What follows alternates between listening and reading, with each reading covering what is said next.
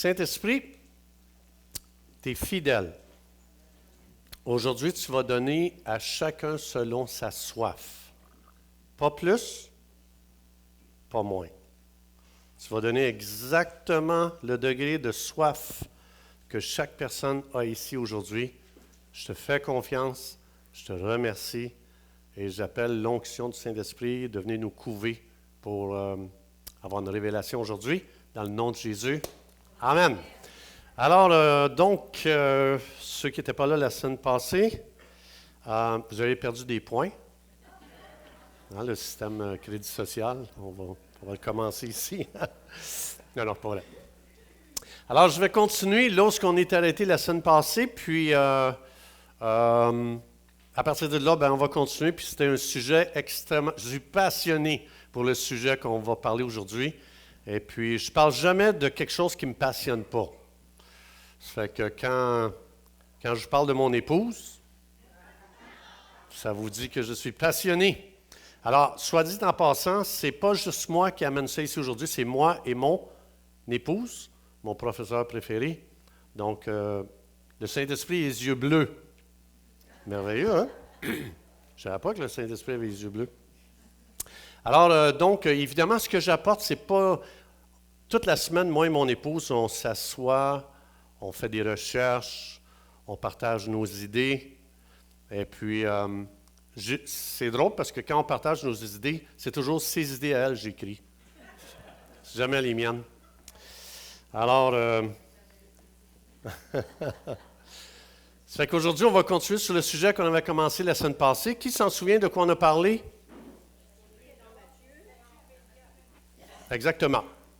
Donc, suite à beaucoup de questions que les gens me posent, j'ai pensé faire profiter ça à toute la congrégation et aussi sur Internet, évidemment, ça va sur Internet.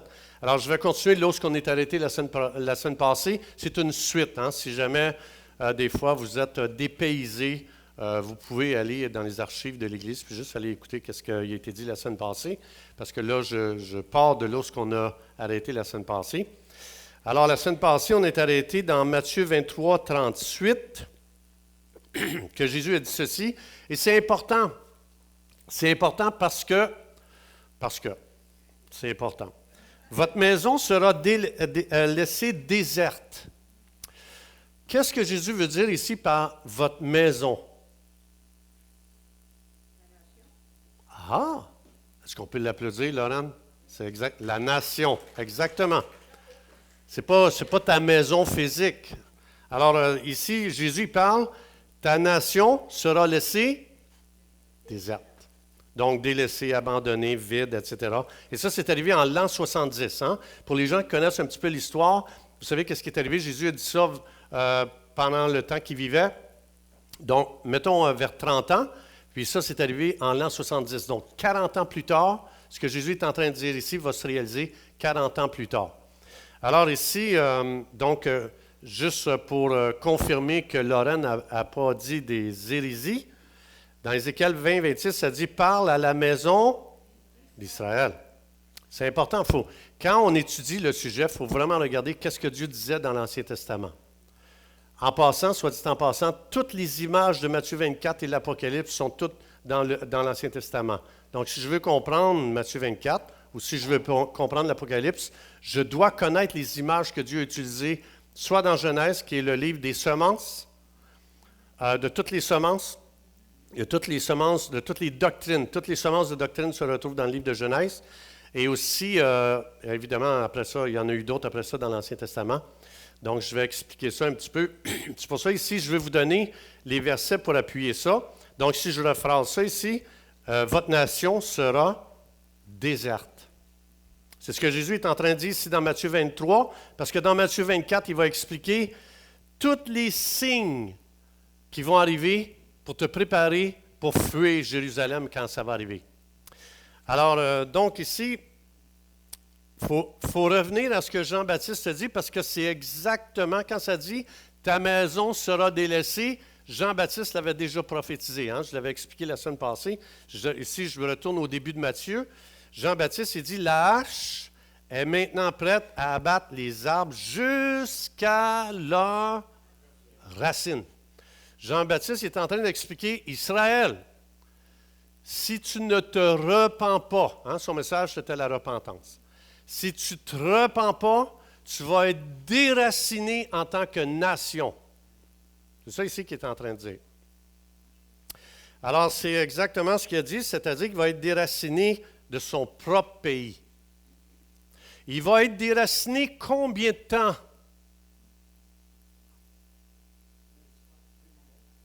On va aller voir ici qu'est-ce que Jésus dit. Il le dit combien de temps qu'ils vont être déracinés. J'explique ça parce que si on ne comprend pas ça, on ne comprendra jamais Matthieu 24. Alors, je retourne dans Matthieu 23, 39. Jésus le dit jusqu'à quand il va être déraciné, Israël. Autrement dit, jusqu'à quand ta nation va être laissée déserte? Pendant combien de temps? Quel est le signe que je sais qu'Israël ne sera plus une nation déserte? Ou ce qu'on appelle la diaspora, ou dispersée dans toutes les nations du monde. Parce qu'en l'an 70, il a fallu que tu te sauves d'Israël si tu voulais sauver ta vie. Tu ne pouvais pas rester en Israël. Il y a eu un siège qui a duré 3 ans autour de Jérusalem, et toute Jérusalem a été détruite, et le temple a été détruit. Et c'est pour ça qu'on va voir, Jésus il dit, quand tu vas voir les signes, sauve-toi, fuis. Et Israël a fui partout dans toutes les nations du monde. Alors Jésus ici va dire, votre maison sera laissée déserte. Je suis dans Matthieu 23, avant de commencer Matthieu 24. Ta maison sera laissée déserte. Ta nation va être déserte. Vous allez être déracinés jusqu'à... Il le dit jusqu'à quand que Israël, la nation va être déserte. Jusqu'à temps qu'elle va être déracinée. C'est lui qui a dit comment on va faire pour reconnaître quand elle ne sera plus déracinée en tant que nation. Alors il dit, jusqu'à ce que vous disiez, béni soit celui qui vient au nom du Seigneur. C'est qui va maintenant dans toutes les nations du monde au nom du Seigneur? Denis vient juste de le dire. C'est les croyants. Jésus dit, tant que la nation d'Israël ne dira pas, « Tu viens m'annoncer l'Évangile au nom du Seigneur, tu es le bienvenu. » Jésus dit, le jour où ils vont dire ça, c'est le temps de retourner en Israël. C'est lui qui le dit, pas moi. Regardez ici, si vous pensez qu'on est les bienvenus, je vais vous montrer une annonce faite le 27 mars 2023 en Israël.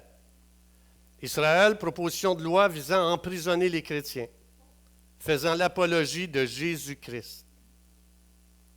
Est-ce que le verset ici, juste avant, est-ce qu'ils nous disent « Bénis soient les croyants qui viennent en Israël nous annoncer Jésus » Alors, est-ce que c'est le temps de revenir en Israël? Oui ou non? Il a dit, tant qu'ils ne diront pas, en tant que nation, bénis soient les croyants qui viennent nous annoncer Jésus, ce n'est pas le temps de retourner en Israël. Je vous l'ai expliqué la semaine passée. Ce n'est pas une action de Dieu qui a poussé les Juifs en Israël. C'est une action de Rothschild, un banquier qui a subventionné des sionistes pour les pousser à aller avant le temps. Parce que Jésus l'a dit, le signe. Et tant qu'ils ne diront pas « Ah, tu viens m'annoncer l'Évangile, wow! Tu es réellement le bienvenu. » Jésus dit « Ah, la saison vient de changer. » Tant que ce n'est pas ça, l'Église doit avoir du discernement des temps. Et Jésus, c'est pour ça qu'il nous l'a donné ici. Alors ici, donc, je vais aller dans Matthieu 24. Évidemment, je vais m'en aller là, mais ce que je veux vous dire, c'est que si vous étudiez Matthieu 24, vous devez savoir que les livres, Marc chapitre 13, c'est exactement Matthieu 24. Vous pouvez aller voir Marc 13, vous pouvez aller voir Luc 21, c'est d'autres explications qui vont dans le même cadre que Matthieu 24. Alors, moi, je vais ici me contenter de Matthieu 24. Et je reviens ici, comme Jésus s'en allait au sortir du temple, ses disciples s'approchèrent pour lui en faire remarquer les constructions. Et puis là, ils ont dit à Jésus, « Est-ce que tu vois ça, cette belle merveille-là? » Et Jésus dit, « Je vous le dis en vérité, il ne restera pas ici pierre sur pierre qui ne soit renversée. » Il s'agit C'est des signes que Jésus est en train de donner ici pour l'an 70. Alors, il va dire ici, il s'assit sur la montagne des Oliviers, et les disciples vinrent en particulier faire ces questions. Dis-nous, quand cela arrivera-t-il? Je veux que tout le monde dise, quand? Quand est-ce que ça va arriver l'an 70? Pas l'an 70. C'est un petit peu nono, là. Quand ça va arriver, ça, le siège de Jérusalem et la destruction du temple? Ça, c'est la première question. Gardez ça en tête. Si vous étudiez Matthieu 24 et vous n'avez pas ça en tête, on va sortir du contexte plein de versets, puis on va dire que ça s'applique à nous autres. Ça ne s'applique pas à nous. Ça s'applique à eux, Israël. Alors ici, il dit, quand cela arrivera-t-il? Et l'autre question, et quel sera le signe de ton avènement? Deuxième question, Jésus va répondre aux deux. Et aussi, c'est quand la fin du monde? Alors Jésus va répondre à ces trois questions-là ici. Les trois questions vont être répondues. Donc, si vous voulez savoir, si vous voulez faire l'étude, quand Jérusalem va être assiégée et détruite, et quand le temple va être détruit, c'est du verset 1 à 35 qui décrit tout ça de Matthieu 24. Si vous voulez l'étudier, faites ça. Et vous allez voir combien on a associé on dit plein de paroles. Ah, le Seigneur t'avait de revenir. Check qu'est-ce qui se passe. Le bouleversement des nations. Tout. Hey, ça va tellement mal dans le monde. Jésus t'avait de revenir. Non. Non. Je sais, je vous déçois. Non. Quand Jésus va parler de son second retour, c'est du verset 36 à 51. Donc, verset 1 à 35, il y a plein de signes. Il y en a plein. C'est important d'avoir des signes parce que Jésus dit, quand vous allez voir ces signes, dépêchez-vous, fuyez tout de suite, allez dans les montagnes, ne retourne pas dans ta maison, ne va pas chercher ton manteau. Jésus va tout expliquer. Il ne faut surtout pas que tu reviennes mettre ton orteil en Israël. Fuis dans les montagnes. Va-t'en, pousse-toi. Alors, c'est pour ça que Jésus a donné des signes, parce que si Jésus n'avait pas donné de signes, c'est les croyants qui ont fui Jérusalem en l'an 70. Ce n'est pas des non-croyants. C'est des croyants qui ont pris au sérieux les avertissements de Jésus. Et les autres, ils ont fui dans les montagnes, puis après ça, ils ont fui dans plein de pays. Et si aujourd'hui, on a des Juifs vivants, c'est à cause des croyants qui ont pris Jésus au mot. Parce que Jésus leur a donné des signes. Mais Jésus dit, pour mon retour, mon second retour, pas de signe. Mais vous allez entendre dans l'Église ou chez les croyants, ah, le Seigneur t'aveugle de revenir, check qu'est-ce qui se passe. Non, il n'y en a pas. Jésus dit, il n'y a aucun signe pour mon second retour. Il n'y en a pas. Lisez, vous allez voir. Il y a beaucoup de choses qui se disent qui viennent mêler les croyants. On va le regarder ensemble. Hein? Je vais faire verset par verset. On va regarder. Qu'est-ce que Jésus dit? Êtes-vous content? Donc ici, Jésus répondit, commence. À quelle question il répond là ici? La première, c'est quoi encore? Quand ça va arriver la destruction de Jérusalem et du temple? Gardez ça en tête. Alors Jésus leur dit, prenez garde que personne ne vous séduise, car plusieurs viendront sous mon nom, disant, c'est moi le Christ, et ils séduiront beaucoup de gens. Quand il arrive une crise, quand il arrive des turbulences, quand le monde est bouleversé, Jésus dit, vous devez savoir qu'il y a plein de faux Christ qui vont se lever. Qu'est-ce qu'un faux Christ? Christ veut dire quoi? Loin, mais ça veut dire aussi Messie, qui veut dire quoi, Messie? Sauveur. Jésus est en train de dire, attention, quand ça va être tellement perturbé, vous allez voir plein de sauveurs se lever. Moi, j'ai la solution, suivez-moi. Et entre autres, il y a les zélotes qui se sont levés en l'an 70. Il y en a plusieurs, hein? Il y a plein de groupes qui s'est levés à Jérusalem, parce qu'on va voir après pourquoi. Et puis là, tout le monde avait la solution. Comme en 2020. Hein? Il y a une pandémie. Avez-vous remarqué les sauveurs, comment ils se sont levés? Avez-vous déjà entendu? Tournez-vous vers Jésus. Tournez-vous vers le vaccin. Des faux messies. C'est la même chose. C'est la même chose. Alors, il dit, il va séduire beaucoup de gens, ces gens-là. Donc, faites attention, les gens qui disent, moi, j'ai la solution. Moi, je sais comment on va s'en sortir. Moi, je sais comment on va faire pour avoir la victoire. Les seuls vrais prophètes, c'est les gens qui se lèvent et disent, « Hey, Québec, mettez-vous à genoux, repentez-vous, demandez pardon et Dieu va intervenir. » Ça, c'est les vrais prophètes. Les faux prophètes, c'est qu'ils nous offrent plein de solutions autres que Jésus. Et l'humanité s'est pliée devant les gouvernements.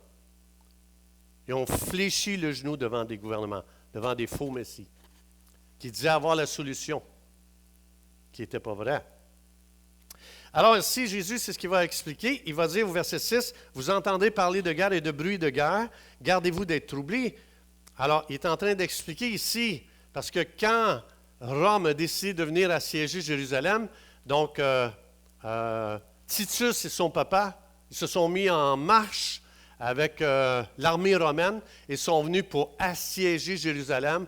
Donc, si tu lis le livre de Joséphus Flavius, l'historien juif qui a tout écrit le livre des minutes de la guerre des Juifs, dans le livre de la guerre des Juifs, tu vois que là, tout le monde entendait à Jérusalem, « Titus marche contre nous présentement. Il s'en vient avec toute l'armée de Rome. » Et là, la panique, mon ami, dans la ville.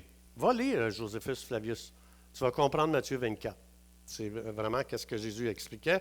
Jésus dit, « Gardez-vous d'être troublés. » Et ici, il va dire, « Les gars, il faut que ça arrive, ça. » Quoi? Vous allez voir qu'est-ce qui va arriver. Il faut que ça arrive. Jésus dit, il faut. On va le voir plus loin au verset 8. Mais il dit, les gars, ça doit arriver. On ne peut pas l'empêcher. Même si vous priez, vous jeûnez, vous criez à Dieu, on ne peut pas l'empêcher. On va voir pourquoi c'était impossible d'empêcher un tel événement. Mais ce ne sera pas encore la fin, parce que tout le monde pensait que c'était la fin. Alors, il dit, une nation s'élèvera contre une nation, un royaume contre un royaume, et il y aura des famines en divers lieux et des tremblements de terre. Les Zélotes, les Juifs avaient 21 ans de réserve de nourriture. Fait que quand les Romains ont marché contre Jérusalem, il y avait entre autres 3 gars extrêmement riches qui avaient des richesses différentes, mais il y en a un qui dit, les gars, inquiétez-vous pas, moi je fournis la nourriture, j'ai des réserves pour 21 ans. Fait que quand les Zélotes ou tous les groupes qui ont voulu se lever pour combattre les Romains, les gens ont dit, ben non, on a juste à protéger la forteresse, on est correct pour un siège de 21 ans. Fait que les Zélotes, ils ont dit, quand ils ont dit, « Hey, levez-vous, joignez-vous à notre groupe, on va les attaquer, on a une stratégie pour combattre les Romains. » Les gens ils ont dit, « Ben non, pourquoi je me lèverais pour aller me faire tuer? J'ai 21 ans de nourriture ici et ça a causé une telle passivité à Jérusalem. Les gens ne voulaient tellement pas se lever pour se défendre et se battre pour leur ville, que les Zélotes, ce qu'ils ont fait, ils ont dit, « Ouais, vous ne voulez pas vous joindre à nous? » Vous allez lire ça dans le livre de Joséphus Flavius, la guerre des Juifs. Alors, vous allez voir que les Zélotes se sont levés et ont dit, « Ah ouais, vous ne voulez pas vous joindre à nous pour combattre? » Ils sont allés brûler les 21 ans de réserve de nourriture qu'il y avait à Jérusalem. Ils ont dit comme ça, ben, vous n'aurez pas le choix de vous lever puis de vous battre. Et c'est ce qui est arrivé. Mais il est arrivé beaucoup de conflits à l'intérieur même de Jérusalem. Ils s'entretuaient entre eux autres en passant. Fait que Jésus, c'est ce qu'il est en train d'expliquer ici. Alors, et là, il va dire, il faut que ces choses arrivent à cause de ça ici au verset 8. Tout cela ne sera que le commencement des douleurs. Le mot douleur ici en grec, c'est odin. Et ce mot-là veut dire, là je lis dans la Bible amplifiée, que ça c'est une traduction littérale, en tout cas pour ce verset-là. Il dit, tout cela n'est que le début des premières douleurs, donc des douleurs de l'accouchement, de l'angoisse intolérable. Jésus est en train de dire, quand ça va arriver, là, tout ça, là, toute Jérusalem qui va être assiégée, quand vous allez voir l'armée arriver, quand vous allez voir la famine, vous pensez d'avoir 21 ans de réserve, je vous dis, vous allez vivre la famine. Alors Jésus, le prophète par excellence. Alors ici, Jésus est en train de dire, quand ça va arriver, les gars, je veux juste vous dire, c'est un temps de douleur, de l'enfantement, d'un accouchement. À quoi sert un accouchement? Messieurs,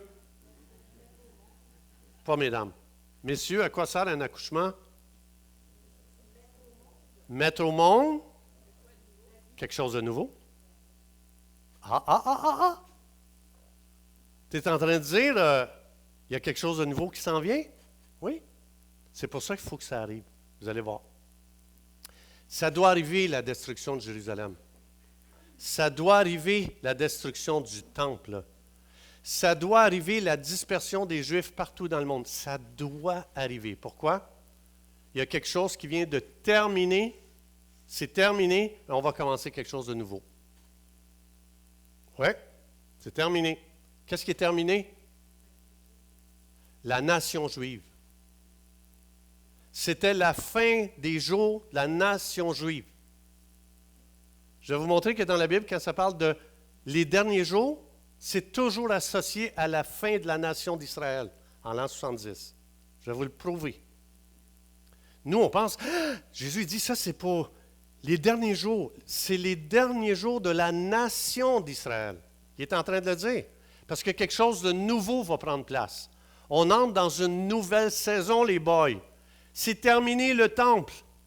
Pourquoi? Parce que je vais mourir en sacrifice pour les péchés de l'humanité. On n'a plus besoin de sacrifice de brebis. On n'a plus besoin de sacrifice dans le temple. Et le temple aussi est inutile et même nuisible. C'est pour ça qu'il faut qu'il soit détruit. Et en plus, pourquoi il fallait qu'il soit détruit? Parce que le temple, c'était le centre du monde pour les Juifs, où le Messie va aller s'asseoir dans le temple et il va régner sur la terre entière à partir du temple, qui était un faux agenda. Alors Jésus dit, les gars, je veux vous annoncer les derniers jours du temple, les derniers jours de la nation d'Israël et les derniers jours d'Israël à Jérusalem. C'est les trois choses que Jésus annonçait. Parce que quelque chose de nouveau va naître. Ça va être douloureux. Ça va être difficile. Mais faites-vous-en pas, il y a quelque chose de nouveau qui va prendre place. On entre dans une nouvelle époque. Alors, c'est quoi le programme de cette nouvelle époque? Alors, je vous ai dit, il y a Matthieu 24, il y a Luc 21. Dans Luc 21, Jésus va le dire, c'est quoi la nouvelle époque? C'est quoi le nouveau programme de Dieu? Il est ici. Alors, on vous le livrera au tourment, et là, on vous fera mourir. Vous serez haïs de toutes les nations à cause de mon nom. Alors, aussi plusieurs succomberont, ils se trahiront et se haïront les uns les autres. Plusieurs faux prophètes. C'est-tu là? Non, c'est ici, excusez-moi. C'est parce que j'ai deux écrans. Hein? Alors, Jésus ici, regardez Matthieu, OK, dans Thessaloniciens, il dit le mot d'un, c'est les douleurs de l'enfantement. Je m'en vais dans Luc 21-24, qui est le parallèle, c'est pareil comme Matthieu 24. Regardez bien, Jérusalem tombera sous le tranchant de l'épée, hein? Titus, en l'an 70. Ils seront emmenés captifs parmi toutes les nations, la diaspora qu'on appelle. Et Jérusalem sera foulée aux pieds par les nations, jusqu'à ce que le temps des nations soit accompli. Qu'est-ce que ça veut dire? Puisque c'est terminé avec la nation d'Israël, puisque c'est terminé, Jésus dit, on entre dans quelque chose de nouveau, et le nouveau, c'est que puisque les Juifs sont retranchés, maintenant la porte s'ouvre pour toutes les nations pour venir à Jésus. C'est ça qu'il est en train de dire ici. Ah, OK, vous ne me croyez pas, on va aller plus loin. Je vais aller dans Romains 11, qui explique en détail c'est quoi le temps des nations. Par leur chute, les Juifs, la nation juive, le salut est devenu accessible aux païens. Le mot grec, c'est ethnos, de là ethnique, notre mot à nous. Ça veut dire les non-juifs. Si Israël était resté à Jérusalem, pas détruite, et le temple non détruit, on n'aurait jamais eu accès à l'Évangile, nous, les peuples païens. Le temps des nations, c'est le temps où tous les peuples non-juifs peuvent maintenant venir à Jésus. Vous avez remarqué quand l'ange dit à Pierre, va voir Corneille, un païen, qu'est-ce qu'il a dit, Pierre? Oui, avec plaisir. Il a dit non. Il ne voulait pas que l'Évangile soit accessible aux non-juifs. Alors Jésus dit, on élimine tout obstacle qui va empêcher les nations de venir à Jésus. Alors il dit ici, il explique, c'est plus détaillé. Encore, je suis dans Romains 11, le rejet du Messie, les Juifs, a été la réconciliation du monde non-juif. Vous ne seriez même pas assis ici aujourd'hui si l'an 70 n'était pas arrivé. C'est pour ça qu'il le faut les gars, parce que les nations doivent venir à Jésus. Ensuite, verset 17, je suis toujours dans Romains 11, il explique tout ça dans Romains 11. C'est tout expliqué l'agenda de Dieu. Quelques-unes des branches, nations juives, ont été retranchées en l'an 70. Toi, qui es non-juif, tu as été greffé à l'olivier à cause de l'an 70. Ensuite, il dit, verset 25, une partie d'Israël est tombée dans l'endurcissement jusqu'à, comme Luc 21, jusqu'à quoi? Jusqu'à ce que la totalité des païens non-juifs soit entrée. Romains 11. Il explique tout le pourquoi de Matthieu 24. Et c'est pour ça que quand vous lisez dans les derniers jours, ce n'est pas à la fin du monde. C'est dans les derniers jours de la nation d'Israël. Et c'est pour ça qu'on a tout mêlé les croyants, on a tout mêlé dans l'Église. C'est pour ça qu'on dit, on est dans les derniers jours, regarde qu'est-ce qui se passe dans le monde. On n'est pas dans les derniers jours. Quand Jésus parlait des derniers jours, c'était, vous allez voir, on va le voir, on va prendre le temps. Je vais expliquer verset par verset. Mais ici, il est en train d'expliquer que les Juifs ont été retranchés pour que nous, on soit greffés, les nations non-juives. Et regarde ici, qu'est-ce qu'il va dire au verset 26.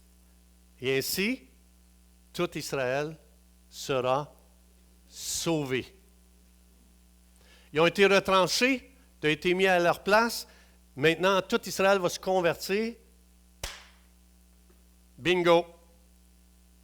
Donc, quel est le prochain événement dans le calendrier de Dieu?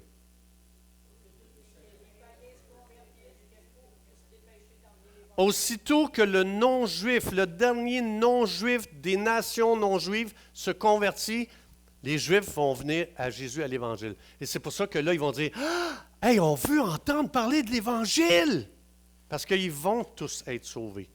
C'est juste une question de temps. C'est une question que le dernier non-juif se convertisse. Quand ils vont être convertis, Jésus dit, le jour où vous dites, béni soit celui qui vient m'annoncer l'Évangile au nom de Jésus. Jésus dit, c'est terminé le temps des gentils qu'on appelle dans la Bible. Hein? Les gentils, ça c'est nous, les gentils. C'est gentil que Dieu nous a appelés les gentils. Gentil veut dire ethnos en grec. Ethnos veut dire des groupes ethniques, des gens qui ne sont pas juifs.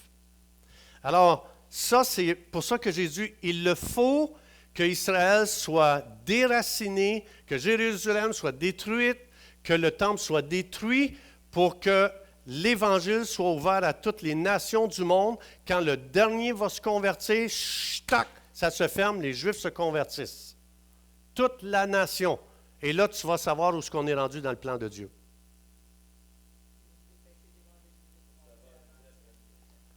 Alors, on va continuer ici. Ce que ça veut dire, combien de temps ça dure, la dispersion des Juifs? Tant que le dernier non-juif ne s'est pas converti. Fait que comme Denis a dit ce matin, dépêchons-nous à évangéliser nos familles. Il faut que le dernier se convertisse au plus vite, là, tu sais. On attend après ça. C'est après ça qu'on attend. On attend la conversion du peuple juif. Alors, pourquoi c'est important de comprendre les temps? 1 Chronique 32, vous en souvenez-vous? Fait que si je prie, Seigneur, reviens, ça va trop mal dans le monde, Jésus dit, je ne peux pas répondre à cette prière-là, là. On n'est pas là, dans le calendrier. Là. Jésus ne peut pas revenir demain, les Juifs ne sont pas convertis. Jésus ne peut pas revenir demain. Je ne suis pas le bienvenu dans le peuple juif pour annoncer Jésus. Israël ne peut pas revenir dans sa nation. Il ne me souhaite pas la bienvenue pour annoncer Jésus. Et c'est là qu'on a l'esprit des fils d'Issachar. Les fils d'Issachar avaient l'intelligence des temps pour savoir ce qu'ils devaient faire. Alors, c'est quoi que je dois faire dans ce temps-ci? C'est-tu de demander que Jésus revienne demain? Ou de prier pour la conversion des Juifs? C'est pour ça que c'est le temps d'avoir l'esprit des fils d'Issachar, de discerner les temps. Et Jésus nous a donné tous les signes de quand les Romains vont venir assiéger. Et après, il va arriver, on va le voir, et dire, « Ah, les gars, si jamais vous cherchez un seul signe pour mon second retour, je veux juste vous dire, il n'y en a pas. » Fait que peu importe ce qui se passe dans le monde, il n'y a aucun des signes de ce qui se passe présentement annonce la venue de Jésus. Tous les signes, c'était pour annoncer qu'Israël va être assiégé, détruit, temple, et il va être éparpillé partout dans le monde. Puis Jésus l'a dit. « Ouais, mais combien de temps ça dure? » Jusqu'à temps que le dernier non-juif se convertit. Alors, c'est pour ça que présentement, l'Église est appelée à avoir du discernement et de comprendre les temps pour savoir qu'est-ce qu'on fait. Fait que si je plie mes valises, je dis, il faut que je me prépare, Jésus peut arriver demain. Jésus dit, non, on n'est pas là. C'est de se lever puis d'annoncer Jésus à plus de gens possible. C'est ce que ça veut dire. Nous pouvons retarder la fin des nations. Nous pouvons retarder la conversion du peuple juif. Comment? On n'évangélise pas. Fait que Jésus dit, j'attends après vous. Parce que ça nous a été mis entre les mains. C'est à nous. Hey, vous êtes tellement sérieux, il faut que j'arrête ça là. Fait que... Alors, c'est pour ça que le temple, il est terminé, le temple. Il est terminé complètement. Pourquoi le temple, Dieu a permis qu'il soit détruit? C'était son habitation. 1 Corinthiens 6, qu'est-ce que ça dit dans 1 Corinthiens 6? Dieu dit, « J'habiterai plus jamais dans le temple à Jérusalem, mais je vais habiter ailleurs. » 1 Corinthiens 6, vous êtes le temple du Saint-Esprit. Dieu a changé son lieu d'habitation. Je suis le nouveau temple. Le jour que tu dis, Jésus, je te reçois comme mon sauveur. Dans 1 Corinthiens 6, il dit, n'êtes-vous pas le temple du Saint-Esprit et Dieu habite en vous?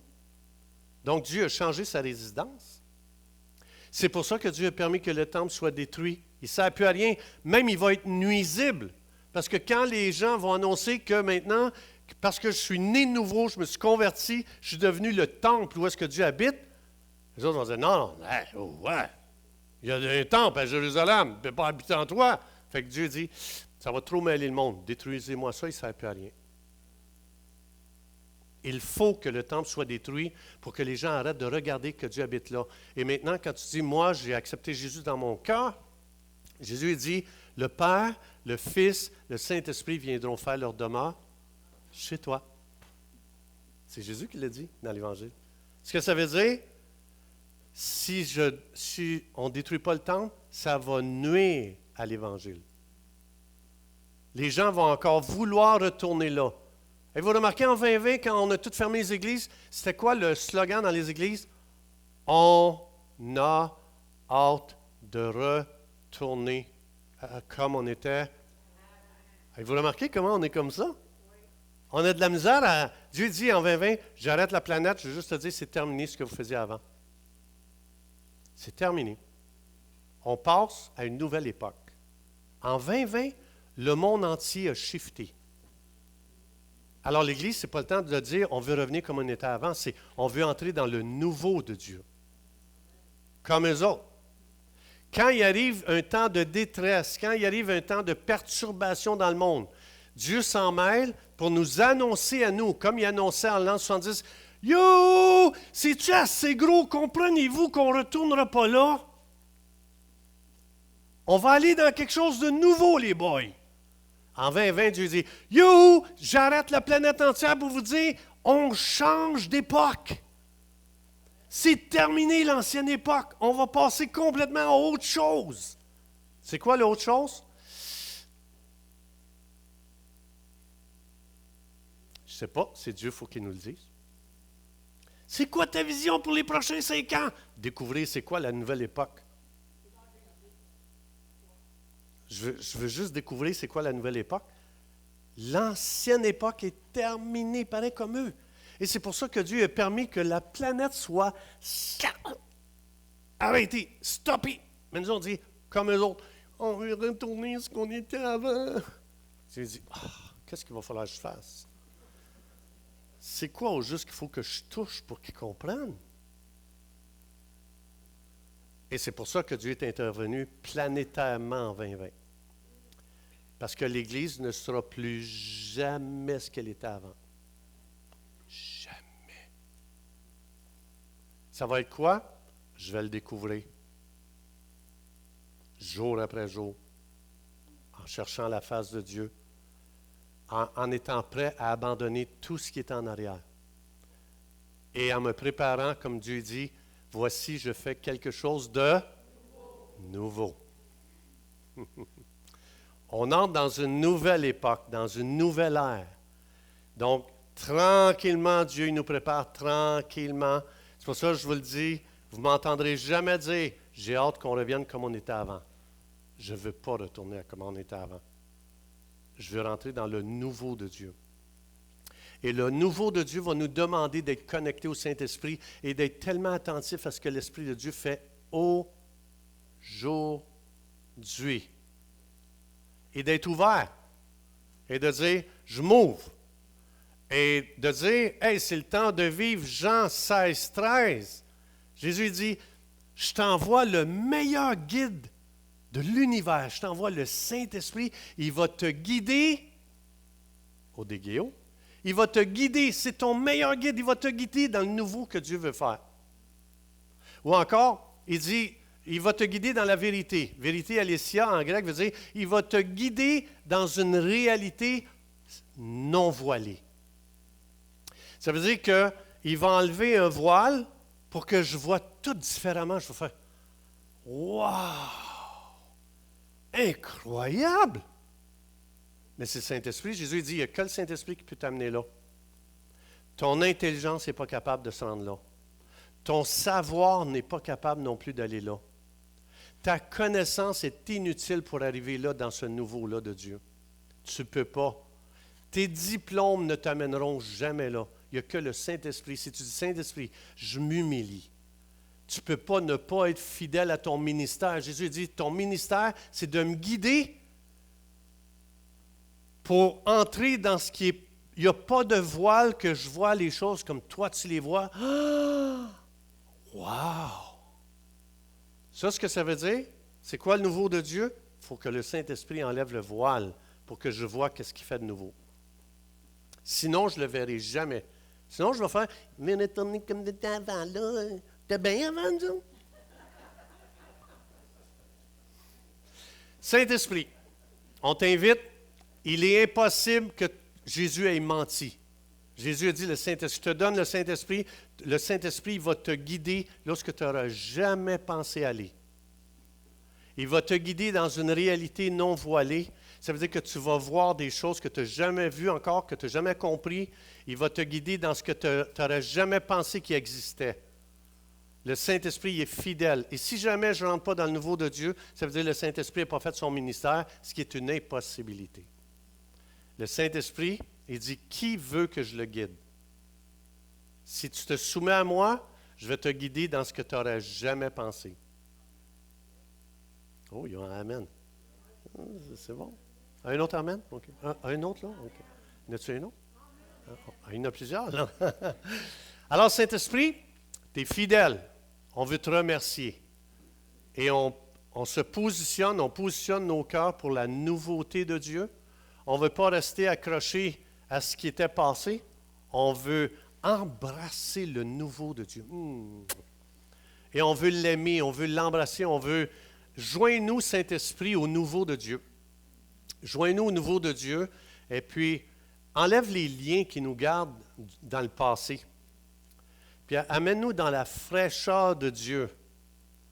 Et il n'y a pas d'autre Messie que Jésus. Il n'y a pas d'autre sauveur que Jésus. Il n'y en a pas un autre que Jésus qui a la solution pour ce qui est devant. Il n'y a personne autre que Jésus. Si vous entendez quelqu'un vous tourner vers autre chose que Jésus, c'est un faux Messie. Alors, dans le nom de Jésus, on décrète qu'on est des gens qui pointent toujours Jésus. Il est le seul chemin. Il est le seul Dieu. Il est le Dieu tout-puissant. Il est ressuscité des morts. Et il est la solution de toutes les nations et de tous les problèmes qu'on peut vivre dans ce monde. Dans le nom de Jésus, qui dit Amen? Amen. Soyez bénis.